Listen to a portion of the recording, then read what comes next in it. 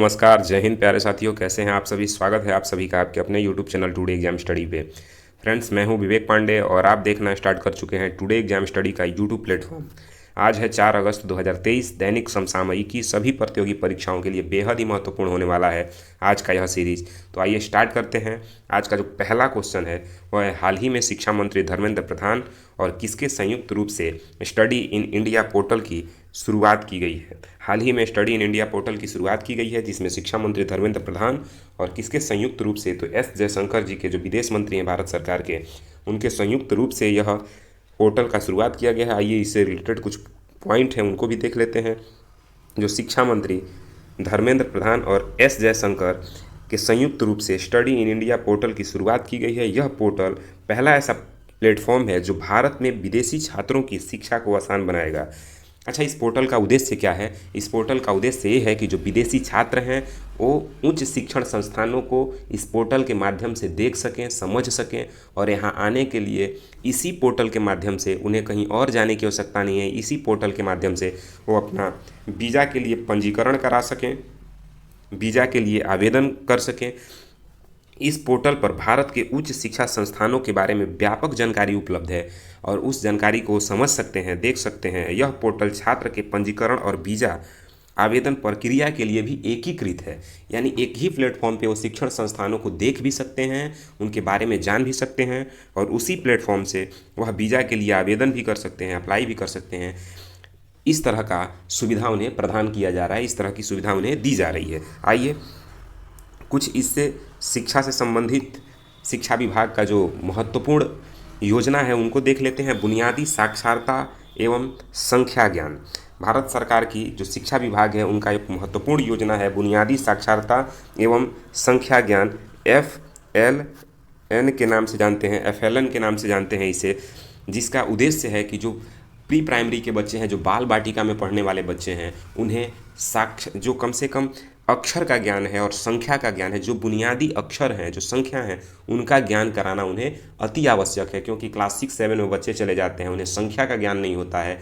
Corona के बाद आप देखे हैं इन सब चीज़ों को, उन्हें अक्षर का ज्ञान नहीं है, अंकों का सही से ज्ञान नहीं है। तो इसी ज्ञान को बढ़ाने के लिए बुनियादी साक्षरता एवं संख्या ज्ञान सरकार लाई है, जो बाल बाटिका में बच्चों को सिखाया जाएगा। दूसरा है उल्लास मोबाइल एप्लीकेशन। इसके बारे में आपको कुछ दिन पहले ही हमने बताया है। और चहक कार्यक्रम, चहक कार्यक्रम जो खास करके बिहार सरकार भी इसमें महत्वपूर्ण योगदान दिखा रही है अपना। चहक कार्यक्रम एक ऐसा कार्यक्रम है जो नाम से ही प्रतीत होता है, चहक करके पढ़ाना, यानी हंस के, कूद के, खेल के, खिला के, गा करके, किसी भी तरह से बच्चों को खुश करके, हंसा खिला के पढ़ाना, यानी खेल खेल में किसी भी चीज़ को सिखाना, यही चहक कार्यक्रम का मेन उद्देश्य है।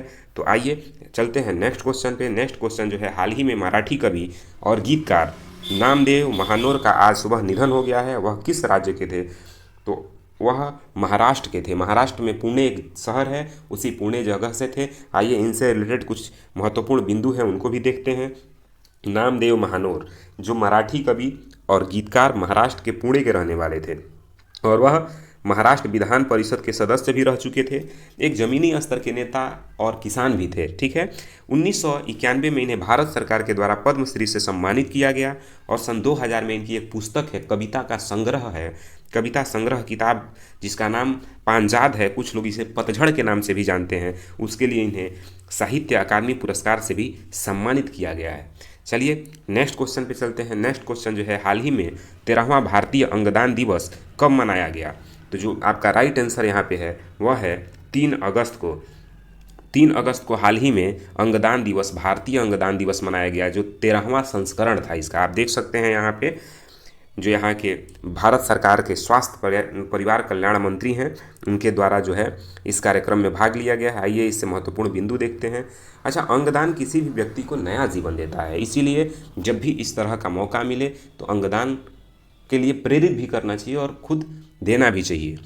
हालांकि आज भी लोगों में इसे लेकर के जागरूकता की कमी है और इसी जागरूकता को बढ़ाने के लिए प्रत्येक वर्ष 3 अगस्त को भारतीय अंगदान दिवस के रूप में मनाया जाता है। प्रत्येक वर्ष इस जागरूकता को बढ़ाने के लिए हर साल ऑर्गन डोनेशन डे के रूप में मनाया जाता है और केंद्रीय स्वास्थ्य एवं परिवार कल्याण मंत्री जो हैं मनसुख मंडाविया इस उद्घाटन में भाग लिए थे और भारत सरकार के स्वास्थ्य मंत्रालय के द्वारा एक और योजना, एक और पोर्टल लॉन्च किया गया है जिसे ई केयर पोर्टल के नाम से जानते हैं। ई केयर पोर्टल क्या है? तो ई केयर पोर्टल वह है कि कोई भी व्यक्ति विदेश में अगर रह रहा है और उसका डेथ हो जाता है, निधन हो जाता है, तो उसके पार्थिव शरीर को लाने के लिए बहुत ही परिवार वालों को मशक्कत करनी पड़ती है, पेपर वर्क करना पड़ता है, जो बहुत ही लेंदी प्रक्रिया होती है। इन्हीं प्रक्रिया को कम करने के लिए, सहज सुचारू रूप से प्रदान करने के लिए भारत सरकार स्वास्थ्य मंत्रालय ई केयर पोर्टल लॉन्च किया है, जो पेपर वर्क को कम करेगा और विदेश में मरने वाले जो भारतीय व्यक्ति हैं उनके पार्थिव शरीर को स्वदेश लाने के लिए बहुत ही आसानी और सहजता हो जाएगी इस ई केयर पोर्टल से। तो ई केयर पोर्टल क्या है? विदेशों में मरने वाले जो भारतीय हैं उनके पार्थिव शरीर को भारत वापस लाने के लिए आसान प्रक्रिया बनाने के लिए ई केयर पोर्टल शुरुआत की गई है। चलिए नेक्स्ट क्वेश्चन पे चलते हैं। नेक्स्ट क्वेश्चन है, हाल ही में हॉकी पुरुष एशियाई चैंपियनशिप का आयोजन किस शहर में किया जा रहा है? तो जो राइट आंसर है वह है चेन्नई में। चेन्नई में किया जा रहा है हॉकी पुरुष एशियाई चैंपियनशिप ट्रॉफी का आयोजन। आइए इससे महत्वपूर्ण बिंदु देखते हैं। पुरुषों की 7वीं एशियन चैंपियनशिप, अच्छा यह जो है 7वां संस्करण है, 7वीं एशियन चैंपियनशिप ट्रॉफी है जिसे चेन्नई में शुरू किया जा रहा है। इसमें यह 10 दिन तक चलने वाला यह प्रतियोगिता है। इस टूर्नामेंट में कुल 6 टीमें भाग लेंगी, जिसमें भारत, पाकिस्तान, दक्षिण कोरिया, जापान, चीन, मलेशिया इस स्पर्धा में भाग लेंगी।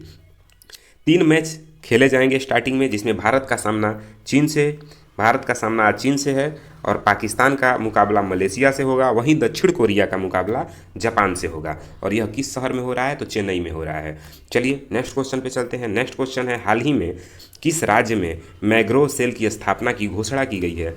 तो यह राज्य है पश्चिम बंगाल। पश्चिम बंगाल, जहाँ की मुख्यमंत्री ममता बनर्जी हैं, आप सभी जानते हैं। आइए इससे महत्वपूर्ण बिंदु है उस पर चर्चा करते हैं। पश्चिम बंगाल जो भारत में लगभग 40% मैंग्रोव वन का घर है। आप सभी जानते हैं क्यों मैंग्रोव वन का घर है? क्योंकि बे ऑफ बंगाल है बगल में, जिसके कारण आप सभी जानते हैं जो मैंग्रोव वन होता है वो खरे पानी में निकलने वाला एक पौधा है, खरे पानी में पैदा होने वाला एक पौधा है। उसके लिए कैसा पानी चाहिए? खरा पानी चाहिए, समुद्री पानी चाहिए। तो ये जब भी होगा समुद्र के किनारे ही होगा। और भारत में जितने मैंग्रोव वन हैं उसका लगभग 40% मैंग्रोव वन अकेले पश्चिम बंगाल में है। इसलिए मैंग्रोव वन का घर कहते हैं किसे? पश्चिम बंगाल को।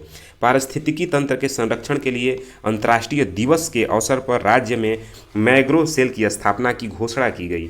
यह मंच मैंग्रोव प्रबंधन में राज्य सरकार के प्रयासों में निरंतरता लाएगी। यानी राज्य सरकार ये जो स्थापना हुआ है मैंग्रोव सेल का, यह मैंग्रोव प्रबंधन में इसको और बेहतर करने के लिए राज्य सरकार के साथ जो मिल कर के प्रयास करेगी और इसे सफल बनाएगी। चलिए आज के लिए इतना ही, मिलते हैं नेक्स्ट क्लास में। वीडियो को पूरा देखने के लिए धन्यवाद। लाइक करें, कमेंट करें और अगर आपको ये वीडियो अच्छा लगा हो तो अपना फीडबैक हमें कमेंट बॉक्स में ज़रूर दें। अपने दोस्तों तक इस वीडियो को शेयर करें। इस चैनल पर नए हैं तो इसे सब्सक्राइब कर लें। मिलते हैं नेक्स्ट वीडियो में, तब तक के लिए जय हिंद।